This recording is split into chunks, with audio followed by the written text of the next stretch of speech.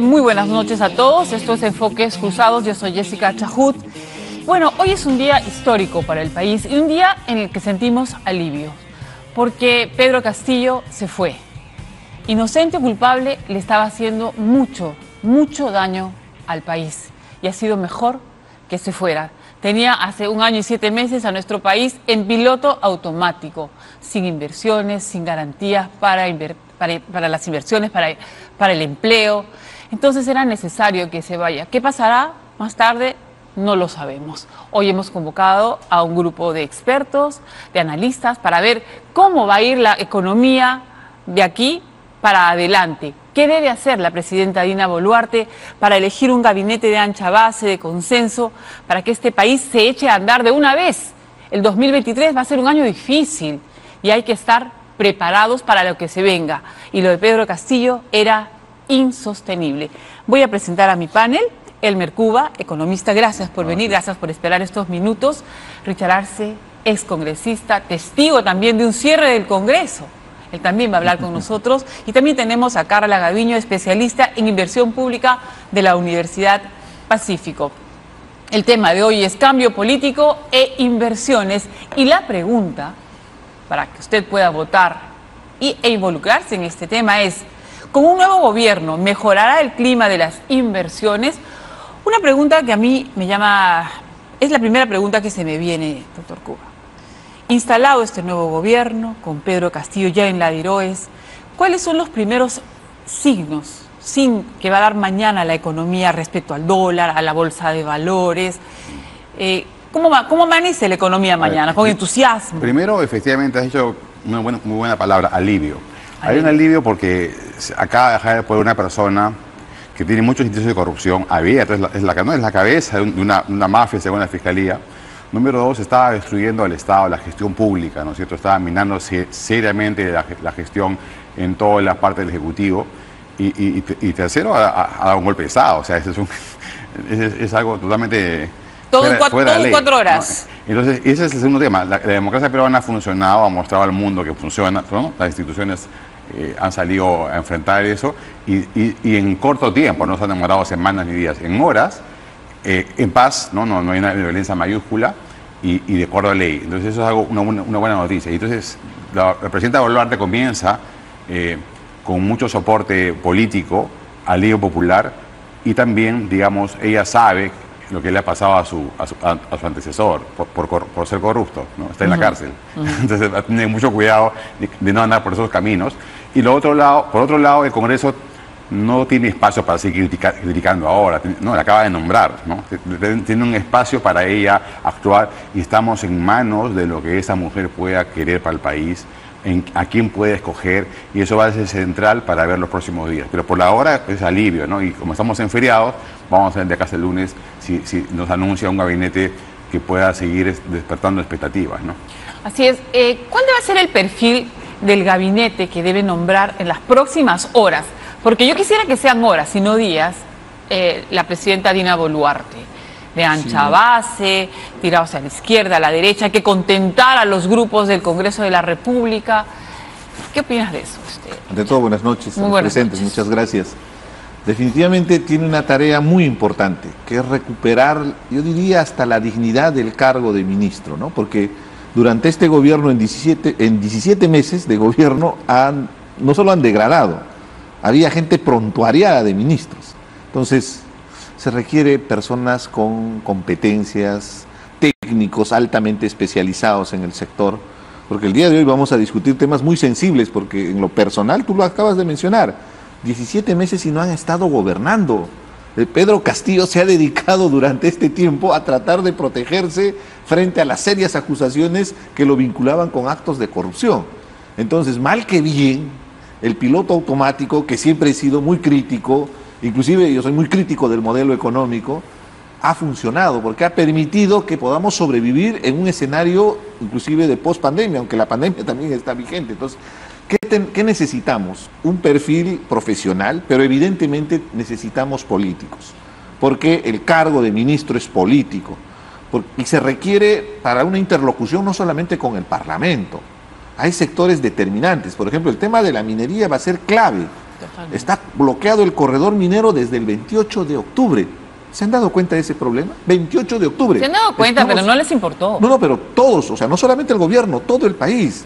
Sino que a mí me causa una profunda indignación escuchar la semana pasada en la sesión de la ley de presupuesto al ministro de Economía sustentar la ley de endeudamiento y equilibrio fiscal sobre la base de los ingresos fiscales que se van a obtener de la actividad minera. Inclusive habló de cerca de 33.000 millones que se va a generar desde la actividad minera. La pregunta es, pero si está paralizado, ¿de dónde van a sacar la plata?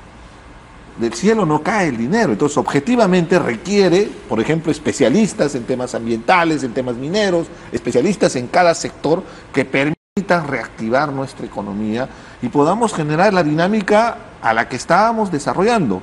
Y hay algo muy importante, que deje el cuoteo político, ¿no? Necesita el respaldo del Congreso, pero mi sugerencia es que se olvide de estar ahí llegando a acuerdos bajo la mesa, haciendo equilibrio, que le corresponde a Alianza por el Progreso, que le corresponde a Renovación Popular. No, señora Boluarte, ella es mi paisana, por cierto, de Apurímac. Yo le aconsejaría que tenga mucho cuidado en ese aspecto, porque sabemos muy bien que no hay intereses en el Congreso de buscar el desarrollo del país. El día de hoy los he visto festejando después de la vacancia. Deberían estar preocupados en el Congreso porque su situación es precaria y es inexorable que los próximos que van a ir al cadalso son los congresistas. Así que su situación tiene que ser con mucho cuidado, caminar sobre vidrio, porque hay varios que están involucrados en actos de corrupción. Ni el Congreso ni Dina Boluarte, porque Dina Boluarte, bueno, ahora se ve dialogante, pero ha tenido sus momentos duros contra sus opositores políticos. Yo parto de la hipótesis de un gabinete de ancha base, ¿no? Que permita justamente generar ese equilibrio. Justamente, estamos hablando de eso, porque es un tema urgente.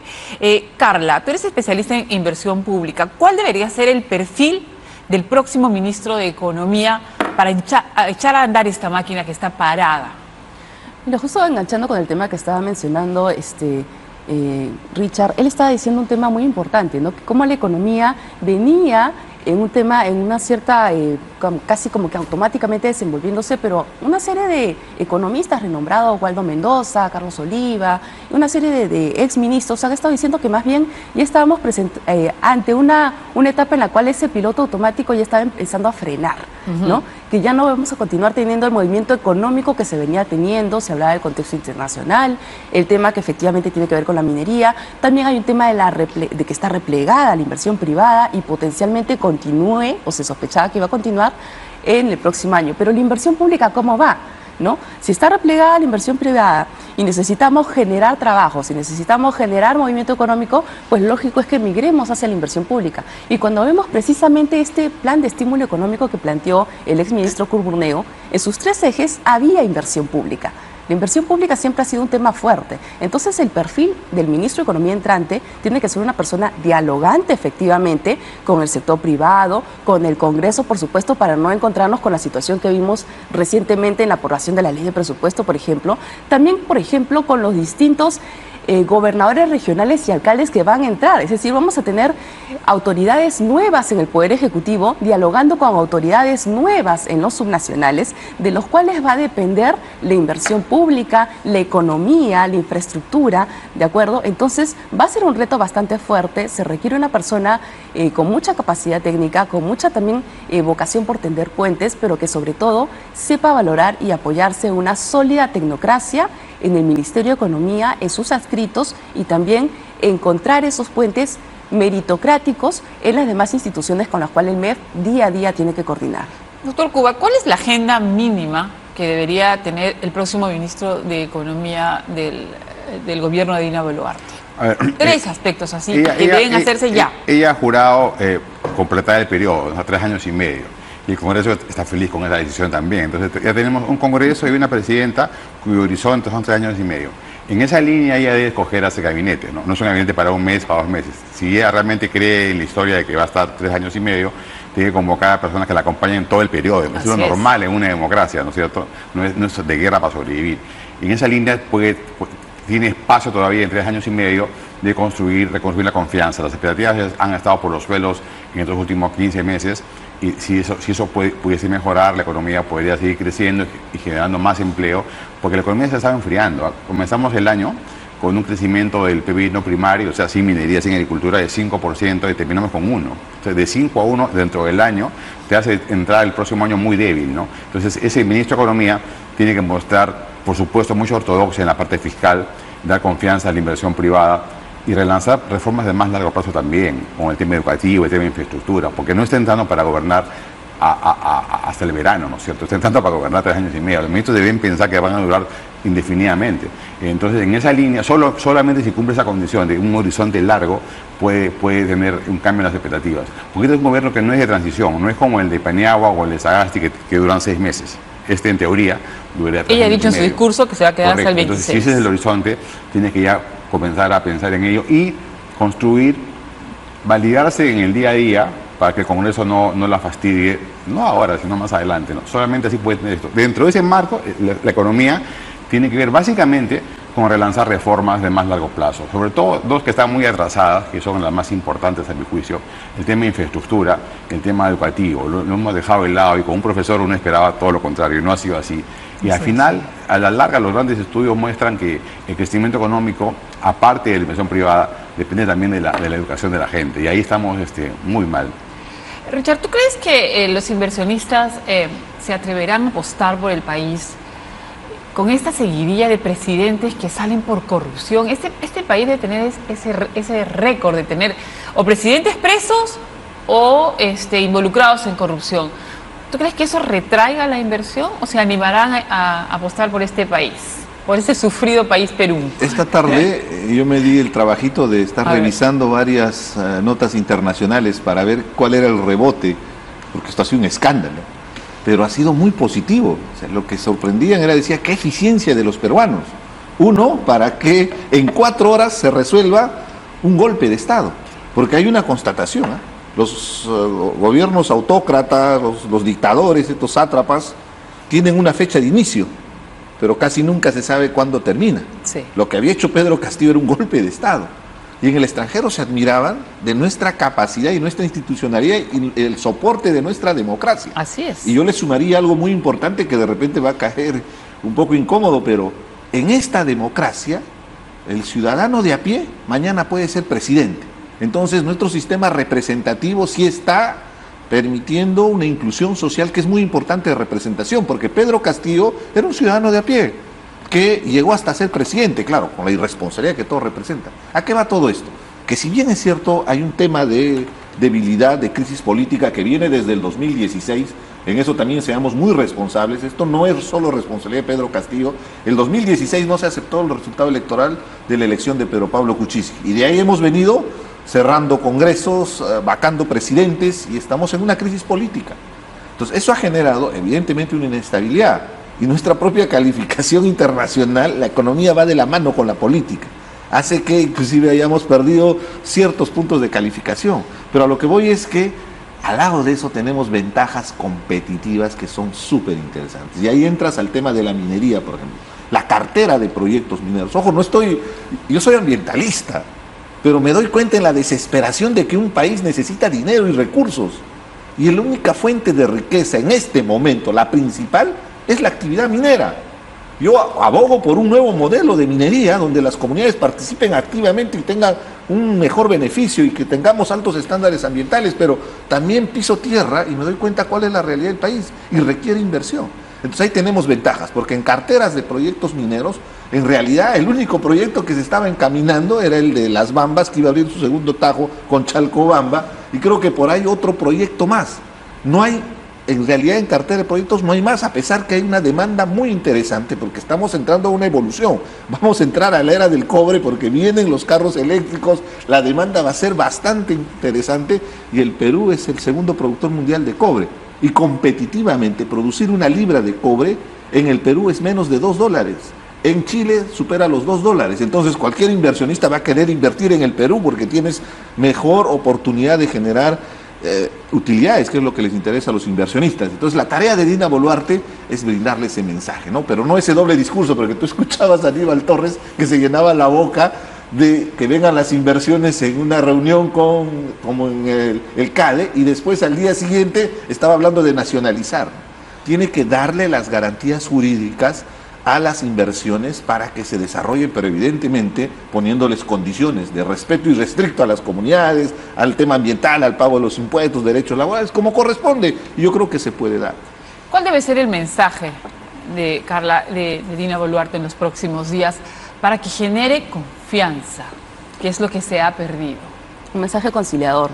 Un mensaje conciliador de trabajo en conjunto, de dejar de lado las rencillas que efectivamente entre los distintos poderes del Estado han estado generando la desconfianza, ¿verdad? La desconfianza en el sector privado, la desconfianza en los ciudadanos, la desconfianza de saber realmente a quienes representan estas autoridades y si están preocupadas en su supervivencia política o en las necesidades de la gente.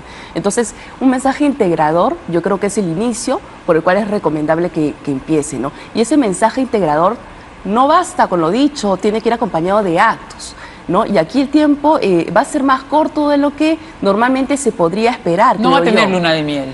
Efectivamente, lo que antes podríamos estar hablando de los primeros 3 meses, yo creo que aquí va a ser mucho más corto porque se va a juntar con el fin de año, el comienzo del siguiente año, las nuevas autoridades. Entonces va a haber pues un espacio muy grande donde vamos a tener a los distintos niveles del gobierno aprendiendo tareas que ya la población necesita que sepan para que puedan prestar los servicios, ejercer debidamente sus cargos, desarrollar las instituciones públicas. Entonces yo creo que ese mensaje de conciliación, de paz, de unión, ¿no? De trabajo conjunto, de que estoy escuchando, de que necesito apoyo, trabajemos juntos de la mano, tiene que ir de la mano con acciones. Entonces las acciones yo creo que de corto plazo aquí van a ser muy importantes, porque son parte de ese mensaje de que efectivamente tenemos ahora sí un gobierno, ¿no? Un gobierno que está avanzando y que está trabajando y que ya no es más simplemente el control remoto a ver hasta dónde da el barco económico. Entonces, por ejemplo, el tema de las sequías que se están afrontando, el tema de los fertilizantes, el tema de las nuevas pandemias que estamos teniendo por el tema de las aves, la quinta ola. Yo creo que hay muchas cosas que ya no pueden esperar más. Son discursos que necesitan ir con estrategias de corto plazo para ir haciendo frente a todo esto que está aquejando o cayendo sobre la población. Parte del descontento del interior del país y del país total es la falta de gestión pública. Hay canon, hay dinero, pero no se sabe invertir, se gasta poco, no se hace obra. ¿Cómo podemos solucionar ese problema que nos ha generado un presidente Castillo? Porque él es el fruto del descontento de la gente del interior, que teniendo incluso canon, no sabe invertir, sus autoridades no saben invertirlas. ¿Cómo hacemos para solucionar ese problema? Hay un problema de diseño acá, ¿no? Le hemos dado canon a municipios muy precarios. Si tú ves la capacidad técnica de los municipios donde están las principales unidades mineras y los salarios que tienen sus calificaciones, es imposible que puedan administrar 100, 200 millones de soles al año que llegue el presupuesto. Eso es conjunto vacío.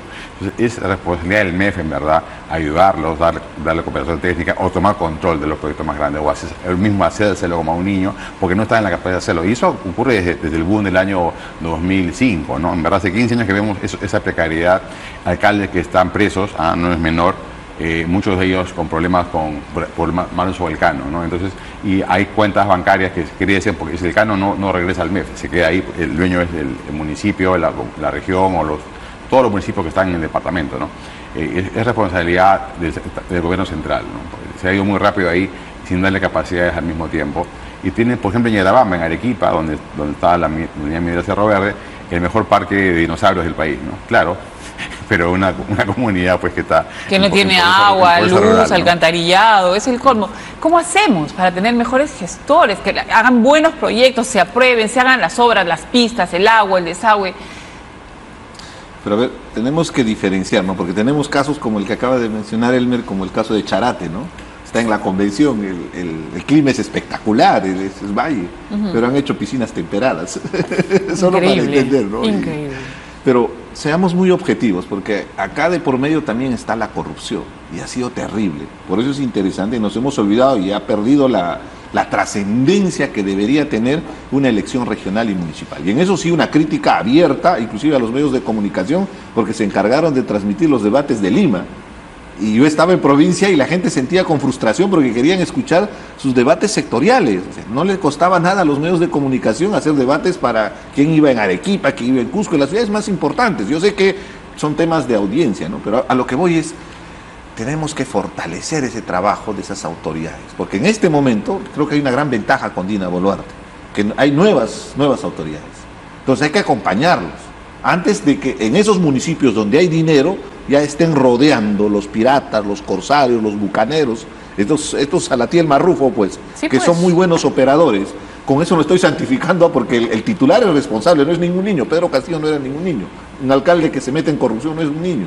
Sabe a lo que está entrando, ¿no? Entonces, a lo que voy es que sería interesante de aprovechar estos recursos. Yo te voy a dar unos datos porque conozco mucho lo que pasa en el corredor minero y pasa en mi región, ¿no? Por ejemplo, este año, 2022, Apurímac tiene canon minero, 320 millones. Y ha tenido regalías mineras desde el 2016, estamos hablando de 1.650 millones más o menos. Ese dinero se reparte en 87 municipios que conforman entre 7 provincias y los 80 distritos, el gobierno regional y las 2 universidades, Micaela Bastidas y la Universidad José María Arguedas. Y tú vas a preguntar, ¿y qué han hecho con ese dinero? La mayoría de alcaldes es una bendición ese dinero porque con eso parchan sus deudas, los problemas, las obras que han encaminado y no tenían presupuesto. O sea, no hay ningún plan estratégico para priorizar atenciones prioritarias. Y tú ves el mapa de pobreza, te vas a encontrar que hay necesidades para abordar temas de saneamiento, hay problemas serios de desnutrición, de anemia. Pero no lo quiere, de construir ahí, por ejemplo, una costa médica. Te interrumpo con todo respeto. ¿Es que no lo quieren hacer o no saben cómo hacerlo? ¿O no tienen a la gente que pueda hacerlo? Uno son las transferencias. Hay un problema de capacidad. Uno es el tema de las transferencias. Y yo he sido muy crítico. Cuando era congresista, nosotros presentamos una ley de presupuesto alternativo porque lamentablemente hay una estrategia de centralismo. Y cuando el ministerio ya no quiere, no tiene la capacidad de ejecutar, empiezan a distribuir el presupuesto, pero ya en el mes de junio, julio.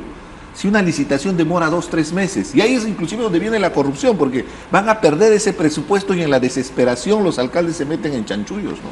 Entonces, tenemos que reordenar desde la ley de presupuesto para que esa distribución sea un poco más responsable. Ahora, en el manejo estricto del canon y la regalía, debe haber un plan de desarrollo. Si hacemos el marco macroeconómico multianual para todo el país, donde se priorizan los proyectos que se van a desarrollar, aterricemos, pues, en cada región trabajemos a ese nivel para priorizar cuáles son los proyectos prioritarios y de necesidad. Y de esa manera podríamos tener, evidentemente con un acompañamiento técnico, ¿no? Tenemos que olvidarnos del copy-paste. Los ingenieros lo que hacen es copiar proyectos, plancharlo, como dicen, ¿no? Planchan proyectos y esos son los expedientes técnicos que son un desastre y por eso tenemos, por ejemplo, problemas con obras que son una especie de elefantes blancos, ¿no? Claro, ¿cómo hacemos para que las autoridades no se queden con la plata en la mano y no sepan cómo gastar? Mira, yo creo que para hablar de inversión pública siempre hay un paso previo que no podemos saltearnos y que creo que este es un buen momento para tocar, el CEPLAN, el planeamiento estratégico. Si no tienes objetivos claros, no vas a poder hacer ni la primera etapa de la inversión pública, que es la planificación de las inversiones. ¿Cómo sé qué proyectos necesito para cerrar mis brechas? ¿Cómo conozco mis brechas? Si no sé mis objetivos. Necesito tener un fuerte sistema de planeamiento estratégico, capacitar en eso a las nuevas autoridades con un buen acompañamiento y articularlo con la programación multianual de las inversiones, que ahí están las carteras de los proyectos para los próximos 3 años. Pero ¿qué es lo que pasa? Que normalmente se hacen estas carteras de proyectos para los siguientes 3 años, se aprueban, se hacen y para mitad de año se están incluyendo el primer año en el proyecto de ley de presupuesto.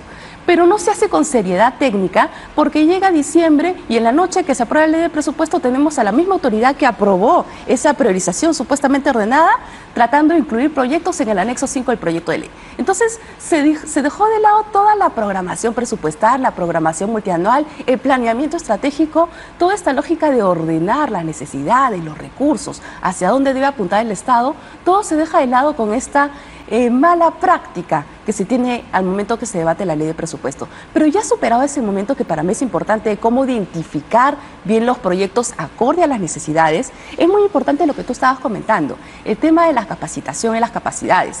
Recientemente yo recuerdo una entrevista donde el Contralor decía que más del 90% de los encuestados por servir en especialistas en inversión pública en las entidades públicas no aprobaron el examen.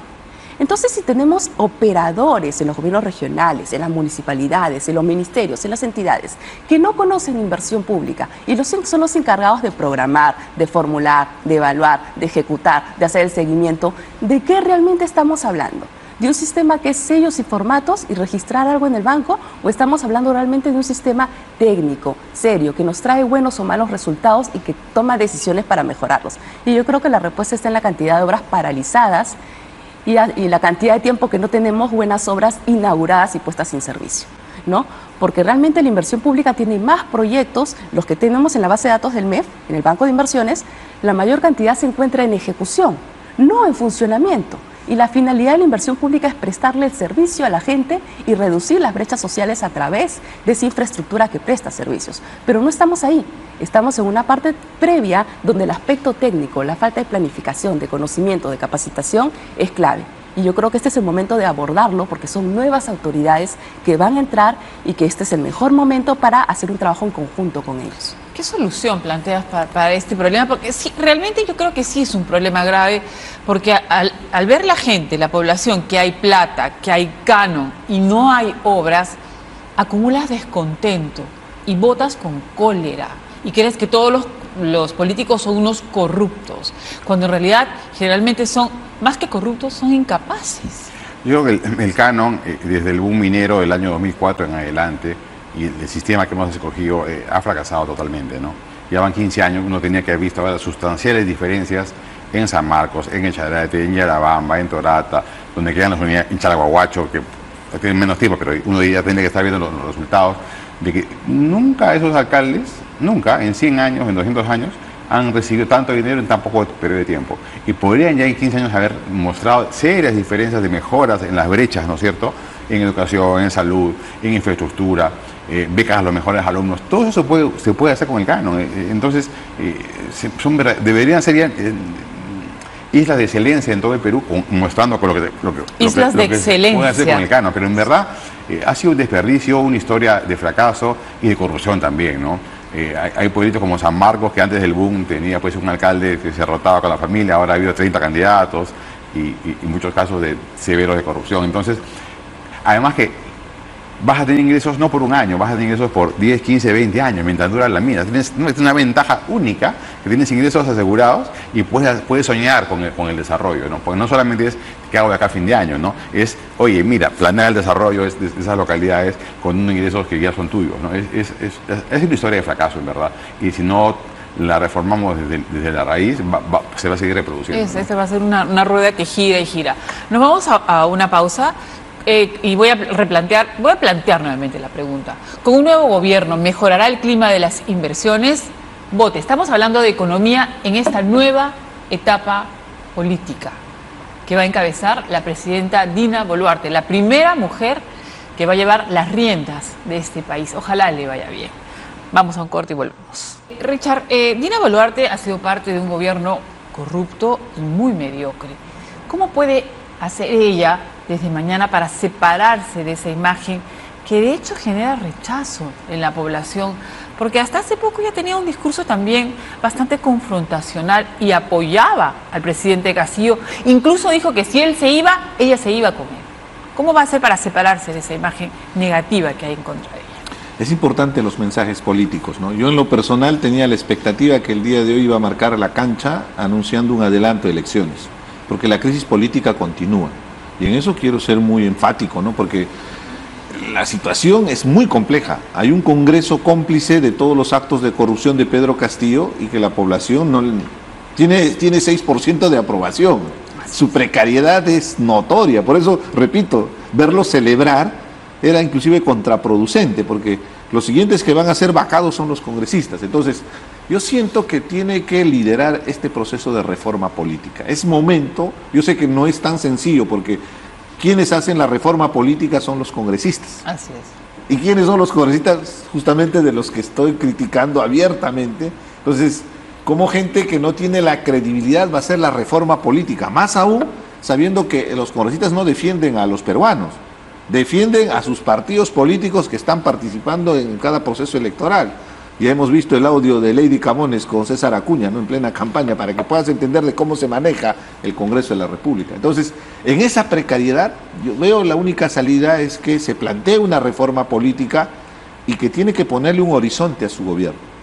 Porque si no, también empieza a aflorar la codicia del Congreso de la República. Hay varios que aspiran y sueñan ponerse la banda presidencial y estarían a un solo paso, porque vacan a Dina Boluarte e inmediatamente asume el presidente del Congreso, claro, con una nueva convocatoria a elecciones, pero ya tendrían su premio mayor, ¿no?, de ser la presidencia de la República. Hay que ponerla, o sea, pongamos las cartas sobre la mesa, que no sean ingenuos en este escenario, tanto Dina Boluarte y sobre todo a algunos de esos congresistas que han permitido de alguna manera mostrar cierta posición, porque la mayoría son indeseables, pero son contaditos con los dedos.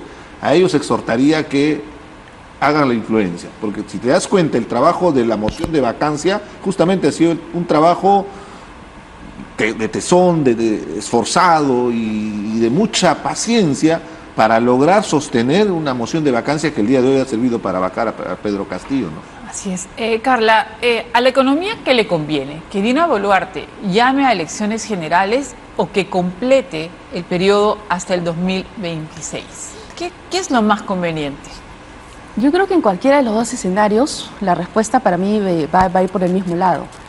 Para que despegue, para que se genere más confianza y con ello se mueva más la economía, para que la inversión privada tenga los resultados que se necesita, que el país necesita que tenga, pero que no está teniendo. No, este año ha sido 0 de crecimiento. Entonces, para que el próximo año pues tenga un crecimiento muy por encima o algo por encima, yo creo que el mensaje es claro: estabilidad política, estabilidad jurídica, buenos proyectos, trabajo en conjunto, respeto a los contratos. Entonces yo creo que con esos mensajes fuertes se puede lograr mucho, ¿no? Lo ideal, por supuesto, para tener la estabilidad política, no parte del Poder Ejecutivo, pero también involucra a otros actores fuera del Poder Ejecutivo que tienen que sumar, ¿no? Y es un trabajo conjunto el tener que construir este Perú que tenga nuevamente un buen camino hacia la confianza que permita el desarrollo económico otra vez. Ya el piloto automático se nos está acabando y hay que ser conscientes. Se está desinflando, como dice tiene su límite. Sí, entonces el trabajo conjunto entre los poderes del Estado es básico. Sí, la mayor cantidad del trabajo recae en el MEF, recae en el Poder Ejecutivo, por supuesto que sí, pero los otros poderes del Estado pueden sumar o pueden restar en esa búsqueda de la confianza para generar estabilidad económica. Y lo mismo pasa con la estabilidad jurídica, el respeto a los contratos por los distintos niveles de gobierno, ¿no? Los contratos de concesión, las APPs, el no cambiar las normas por cambiarlas, sino con una lógica determinada, con una frecuencia que no sea muy seguido, para también darle una permanencia a la lógica, a las normas, dejarlas madurar, pero también hacer una revisión de normas que ya ameritan y que es necesario que se revisen, como la Ley de Contrataciones del Estado, que no sé cuántos gremios más, cuántos académicos más tenemos que salir a hacer ver las grandes falencias que tiene y cómo acarrean sus falencias lentitudes en otros sistemas administrativos y la inversión pública en general. Entonces yo creo que la estabilidad política, jurídica, contractual es clave para poder lograr confianza y desarrollo. Elmer, ¿tú crees que Dina será capaz de quedarse hasta el 26? ¿Tendrá ese aire político, ese apoyo? ¿Tendrá la habilidad suficiente como para completar este periodo? No lo sabemos, ella tampoco lo sabe. ¿Tú qué piensas? Sí. Tiene los astros en contra. Mira, primero no tiene ningún partido político, no es una gran líder, ¿no es cierto? No es una política pues de fuste. Y enfrenta además vientos del extranjero muy contractivos, ¿no? El mundo va a crecer menos el próximo año que este año, los precios de materias primas van a valer menos que lo que valen hoy día, el crédito va a estar más caro en todos los plazos, en todas las monedas. Entonces, de afuera vienen vientos recesivos, de adentro tenemos la sequía, que no es menor. El problema va a haber inflación todavía de alimentos en la primera parte del año y ella va a estar en el poder. Si no escoge bien a sus ministros, si no da señales claras, no va a durar. O sea, estamos en la mano de lo que pueda pasar por su cabeza en los próximos 4 días, ¿no? Para ver en la conformación de su... Eso es muy, muy importante, no puede equivocarse, no tiene ese grado de libertad. Si ella logra convencernos que tiene un gabinete de profesionales reconocidos y de ancha base, con respaldo político, y pronto la gente la apoya en la calle, sí podría durar sus 3 años y medio y sería lo mejor que puede pasar para el país. Pero no hay que ser ingenuos. Es poco probable. Más probable es que el Congreso saque la garra más adelante, no ahorita, apenas comience ella a trasabillar o mostrar signos de debilidad o malas decisiones que siempre puede tomar, y el Congreso va a estar ahí encima. Y ahí sí sería un suicidio, porque ahí se van todos, ¿no es cierto? Pero yo creo que era imposible que ella jure hoy día y llame a elecciones inmediatamente, ¿no? Eso es demasiado pedir para alguien que tiene la misión del poder, ¿no? Mucha grandeza que todos tienen. Con la elección de Pedro Castillo como presidente de la República, que le ganó por poquito a Keiko Fujimori, muchos dijeron que era la reivindicación del Perú profundo, ¿no?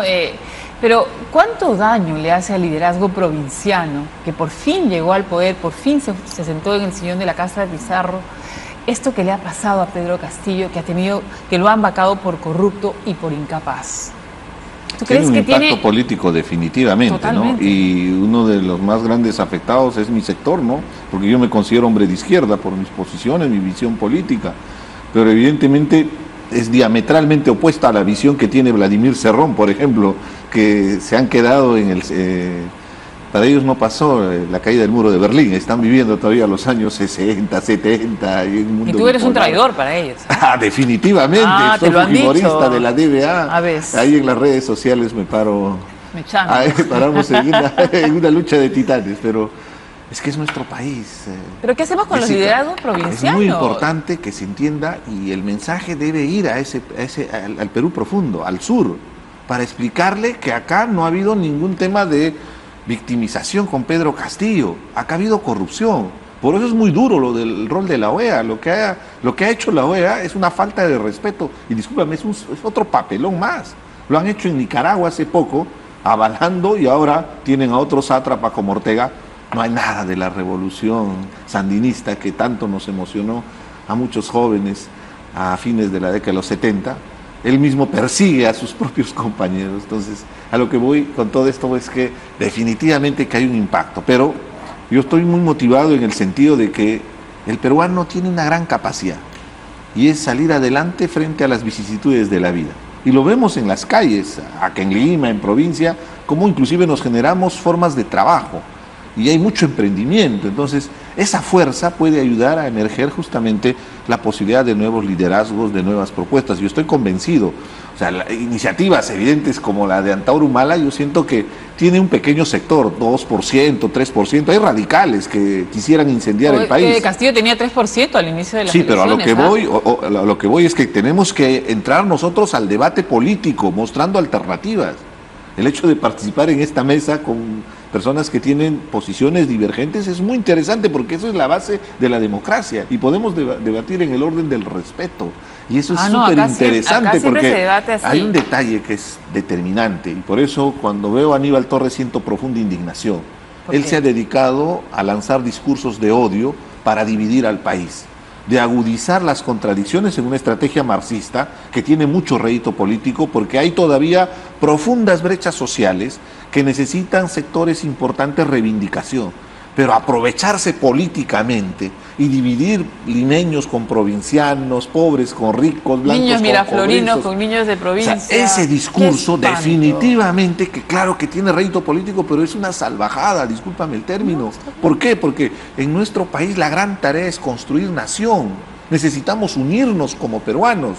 Entonces ahí vendría la otra recomendación para Dina Boluarte. Ella tiene que empezar a trabajar y entender que va a gobernar para más de 30 millones de peruanos en una visión de unidad, que tenemos que luchar para que se visibilice ese otro país, ese otro Perú. Lo que ha pasado en Huanta esta semana creo que nos tiene que sensibilizar a todos para darnos cuenta cómo la injusticia hace que toda una población se levante y pueda incendiar al Ministerio Público. Casi linchan a inclusive eran trabajadores, ni siquiera eran fiscales, porque hubo un crimen execrable con un muchacho de 18 años, pero los criminales eran menores de edad. Y la ley, lamentablemente, tiene ciertos beneficios. Ellos estaban cumpliendo lo que dice la ley, pero la gente sentía la indignación porque hubo una injusticia y querían sanción. Entonces, ahí está la muestra, pues. No está presente el Perú. Tú vas al corredor minero, los conflictos sociales están relacionados directamente a la ausencia de un Estado. Guido Bellido, en este caso inclusive nombraron hace poquito el último viceministro de Gobernanza para agitar, más bien nombraron incendiarios de bomberos. ¿Y sabes por qué está bloqueado el corredor minero en Tuntuma, en Belille? Porque pretendieron hacer un SAE, zona de atención especial, una estafa, supuestamente para tener beneficio, y generar una confrontación entre Apurímac y Cusco, porque el proyecto minero, según la ley, la zona de influencia directa es Apurímac, ¿Que afecta el corredor? Claro que afecta, pero no puede estar ofreciendo el oro y el moro. El propio Bellido hace un poco más de un mes fue arrinconado en su comunidad porque ha estado engañando y estafando a la gente ofreciendo el oro y el moro. Responsabilidad. Eso es lo que le exhortaría a Dina Boluarte para que el mensaje sea con prudencia y en el marco de la ley. Pedro Castillo es izquierdista, ganó con las banderas de la izquierda, pero lo que se le reclama mucho a la izquierda es que sabe hacer campaña, sabe discutir, sabe debatir, pero cuando está en el poder no sabe gobernar. ¿Qué le recomendarías tú a la gente de la izquierda que quiere ser gobierno, que aprenda gestión pública? ¿Cuán importante es saber eso, el manejo del Estado?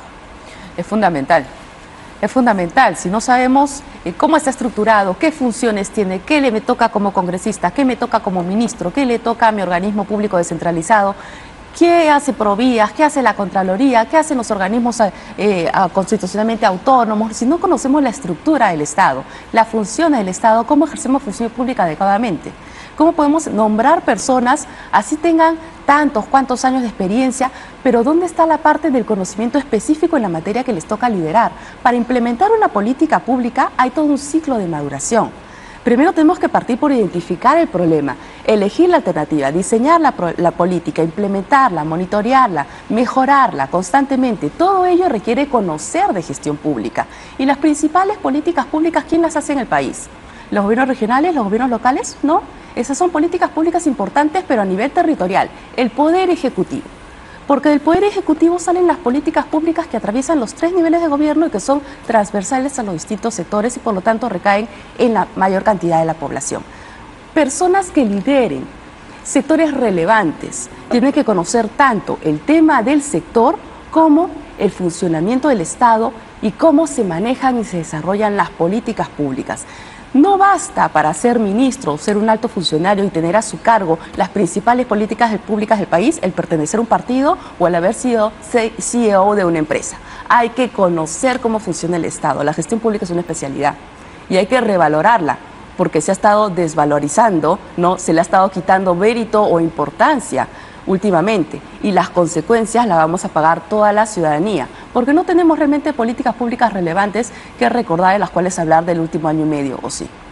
Entonces, esa ausencia de decisiones para solucionar los principales problemas públicos, ¿en quién va a recaer? ¿Quién va a seguir soportando la consecuencia de esa ausencia de acción y de decisión? La ciudadanía. La política pública y la gestión pública es vital para poder gobernar adecuadamente un país y prestarle buenos servicios a la población. Así es. Elmer, denos una visión de cómo va a ser económicamente nuestro país en el 2023, ya que en los últimos meses hemos estado en piloto automático y no se han tomado las medidas respectivas. A ver, ¿cómo va a ser el 2023? Los vientos, de manera realista. Los vientos, digamos, que vienen del extranjero vienen todos con signo negativo. El mundo va a crecer menos que este año, como vimos. Los precios van a ser más bajos que este año. ¿Los precios de las materias primas, ¿no? Ya, cobre. Que Perú es cobre también, entre otros. El mundo va a crecer un poco menos, hay menos demanda. Y también el crédito es mucho más caro para cualquier inversión de cualquier plazo. Entonces, esos vientos vienen negativos. Y domésticamente tenemos el cambio de gobiernos regionales, que siempre que pasa eso cae la inversión pública el primer año, ¿no? Y por último, por si fuera poco, unas expectativas alicaídas. Va a depender mucho de Dina Boluarte, de aquí en nombre de PREMIE, aquí en nombre del Ministerio de Economía, y cuáles son sus primeros mensajes.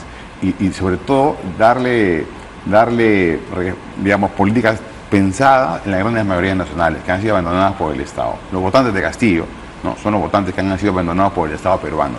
Lo que está fallando en el Perú no es el modelo económico. El modelo económico produce riqueza y baja la pobreza, es lo que sabe hacer, pero no es encargado de las políticas públicas. Donde ha fallado claramente el sistema como tal diseñado en la Constitución es el Estado peruano. Si tú ves el capítulo económico de la Constitución, el artículo número 1 dice: el Estado peruano es el encargado de la educación, la salud, la infraestructura. Y ahí hemos hecho agua. O sea, ni siquiera el Estado ha cumplido la propia Constitución, ¿no es cierto?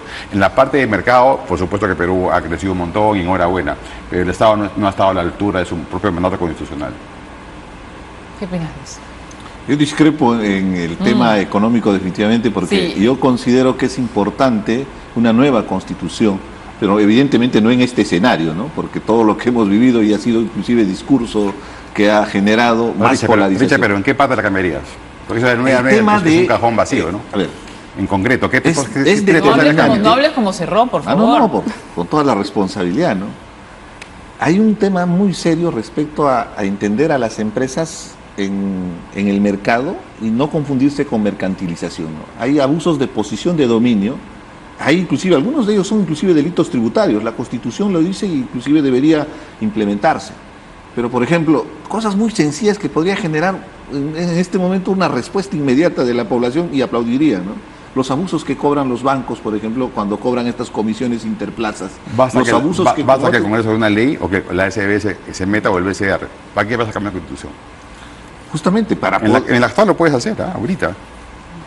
Permitiría, a ver, vamos por partes. En este tema empresarial hay abusos de posición de dominio en algunos sectores que afectan justamente a los consumidores. No tenemos la fortaleza en el Indecopi que pueda sancionar ese tipo de abusos y que permita justamente que la gente sienta que el Estado está presente.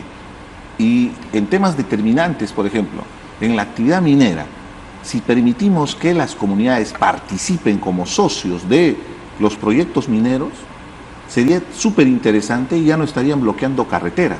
Porque si tú entras al detalle de la discusión con las comunidades, básicamente la demanda es, ellos están llevándose toda la riqueza y nosotros ¿qué? Si encima ha subido el costo de vida. Y un pobre que no tenga minería, que le ahí viene el tema de la discusión de la distribución. Tú sabes que los beneficios son... ¿Por qué vas a ser rico un peruano que tiene la suerte hay pobre?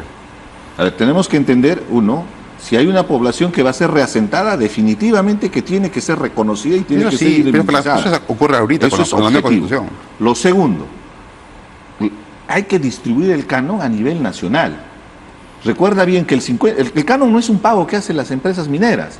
Lo que pagan las empresas mineras es el impuesto a la renta. Inclusive los que tienen estabilidad tributaria pagan 32%, o sea, pagan mucho más de impuesto a la renta.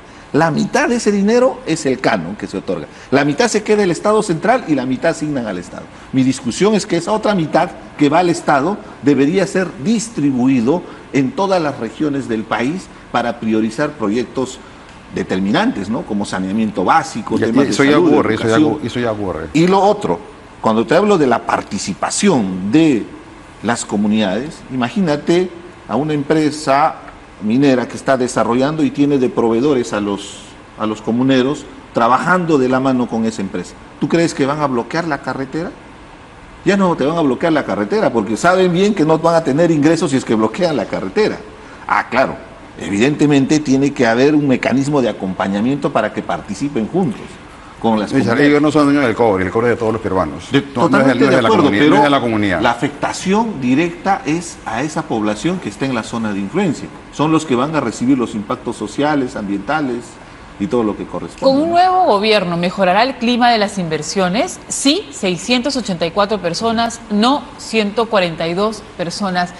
Ahí, sin duda, el resultado de esta encuesta es un signo de optimismo, ¿no es cierto?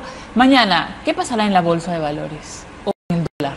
Esos son indicativos clave cuando ocurren cosas así fuertes políticamente. No, ya hay un alivio en el corto plazo, ¿no? Nos hemos salvado de una persona que claramente ha dado un golpe de Estado. O sea, nos hemos librado de un golpista. El golpista era él, ¿no? Sí. Nos hemos librado de esto y de una maquinaria de corrupción y de mucha ineficiencia pública, como bien ha dicho Carla. Entonces, eso es un alivio.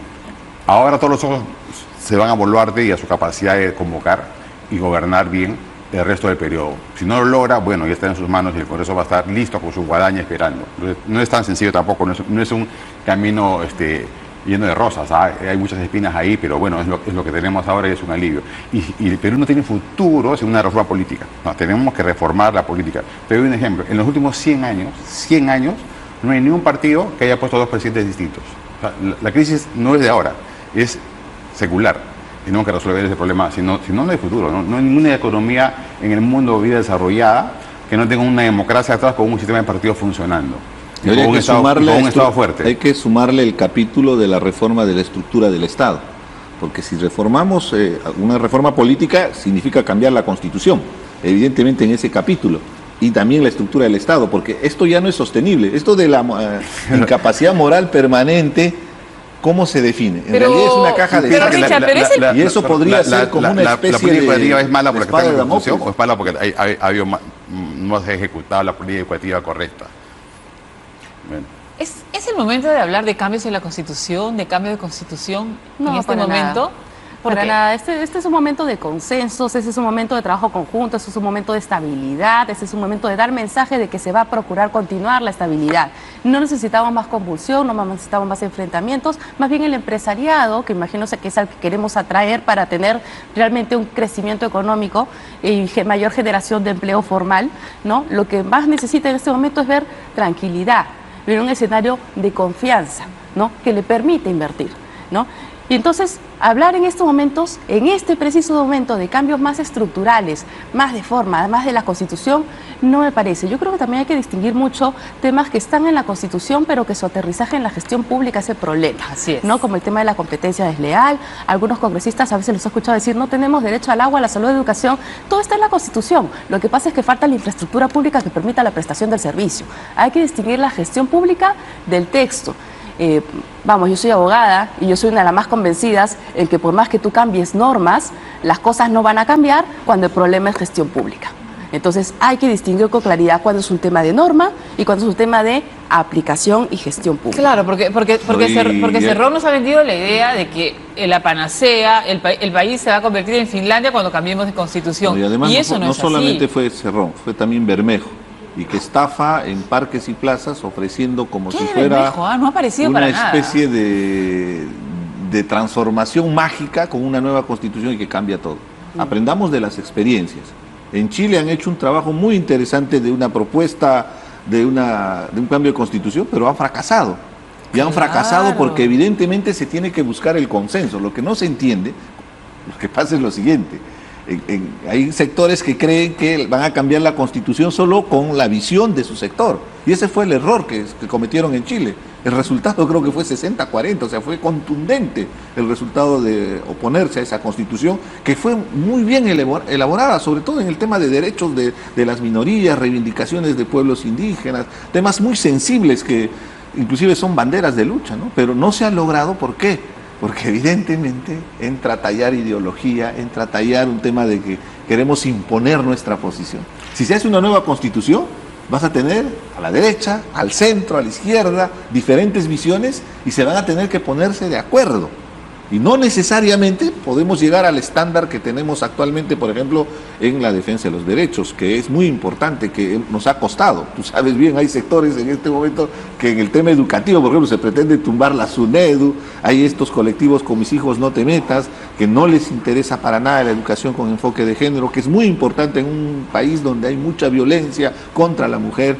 Entonces, habría que generar, eso se llama el momento constituyente, ¿no? En eso coincido, no estamos en el momento constituyente. O sea, acá se está incendiando la casa y tenemos que salvar esa casa, reconstruirla y de ahí en ese momento se va a dar. Estoy convencido que se va a dar el momento de llegar a ese debate público para reformular nuestra constitución, porque es algo muy importante. Esa constitución del 93 lo diseñó Alberto Fujimori en un gobierno de facto. Eso es muy importante recordar. Porque Pero no solo lo diseñó Alberto Fujimori, fueron varias fuerzas políticas. Tuvo el respaldo de la población. No se hablemos, sometió. no Nada más hagamos se ha validado de esos 30 años, ¿no? Sí. Sí, pero ha las reformas significado, están ahí. o sea, hemos tenido, por ejemplo, esta 117, ¿no? Que asumo también como responsable, porque fui congresista, pudimos Así es. haberlo modificado, o sea, Pero bueno. la 117 es una prerrogativa constitucional, no era un privilegio de Pedro Castillo de ningún presidente, ¿no? Ya está. Gracias por haber venido, señores, en este Un gusto, día como siempre. de alivio para el Perú y esperemos, miremos atentos los siguientes pasos de Dina Boluarte, porque si a ella le va bien, nos va bien a todos.